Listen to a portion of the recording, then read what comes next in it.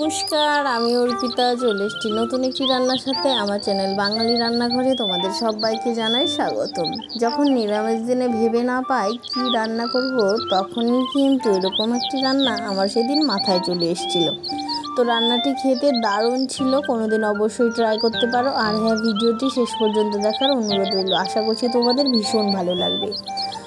কোনো প্রকার স্কিপ না করে ভিডিওটি শেষ পর্যন্ত দেখতে থাকো। চলো দেখে নেওয়া যাক ঢ্যাঁড়সের আমি এই রান্নাটি কিভাবে করছি। প্রথমেই দেখো কিছু টাটকা ঢ্যাঁড়স নিয়ে এসেছি জমি থেকে। একটু কচি কচি ঢ্যাঁড়সগুলো এনেছিলাম, মাঝে মাঝে কিছু বড় রয়েছে। কচি কচি ঢ্যাঁড়সগুলো দিয়ে বেশি ভালো হয় কিন্তু রান্নাটি। তারপর ছোটো ঢ্যাঁড়সগুলোকে আগার মাথার দিকটা কেটে নিয়েছি, আর যেগুলো একটু বড় ছিল সেগুলোকে মাঝে আরেকটা করে পিস করে নিয়েছি। তারপর কড়া বসিয়ে দিয়ে দিলাম ঢ্যাঁড়সগুলো।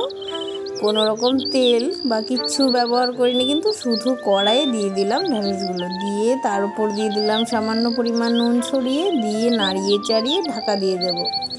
এতে কি হবে, ঢ্যাঁড়সের যে জেলি ভাবটা থাকে না, সেটা কিন্তু কড়াইয়ের গায়ে লেগে যাবে, আর একদম দেখবে ঝরঝরে হয়ে যাবে ঢ্যাঁড়সটা। দেখো কতটা জল উঠে গেছে নুন দেওয়ার কারণে। তারপর কিছুক্ষণ নাড়িয়ে চেড়িয়ে নামিয়ে নিতে হবে। তারপর কড়াতে কিছুটা সরিষার তেল দিয়ে তারপর দিয়ে দিলাম কিছু কালো জিরে। এটা নিরামিষ দিনে করছি তাই কালো জিরে ফোড়ন দিলাম।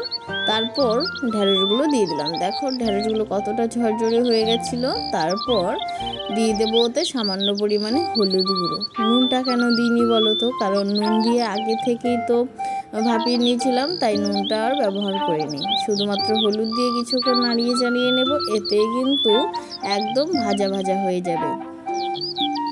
তারপর ঢ্যাঁড়সটা যখন দেখবে ভাজা ভাজা হয়ে গেছে, তখনই কিন্তু রান্নাটি প্রায় আমাদের হয়েই যাবে। দেখো এই রান্নাটা করতে খুবই সহজ হয়েছে ভাপিয়ে নেওয়ার কারণে। শুধুমাত্র কাঁচা ঢ্যাঁড়স যদি তেলের মধ্যে দিয়ে ভাজতে শুরু করো, অনেক সময় লেগে যায়। এভাবে একটু ভাপিয়ে রান্না করে দেখবে, খেতেও দারুণ স্বাদ হয় আর সময়টাও কম লাগে রান্নার জন্য, খুব কম সময়ে হয়ে যায়। তারপর দেখো দিয়ে দিলাম কিছুটা সর্ষে বাটা। তারপর উপর থেকে কয়েকটা কাঁচা লঙ্কা ছড়িয়ে দেবো, স্বাদ অনুসারে নুন দিয়ে দেবো, দিয়ে আর কিছুক্ষণ ফুটিয়ে নেব। যখন একটা মাখো মাখো ব্যাপার চলে আসবে, তখনই কিন্তু নামিয়ে নিতে হবে। রান্নাটি করতে না যতটা সহজ, খেতেও হয় অসম্ভব মজা।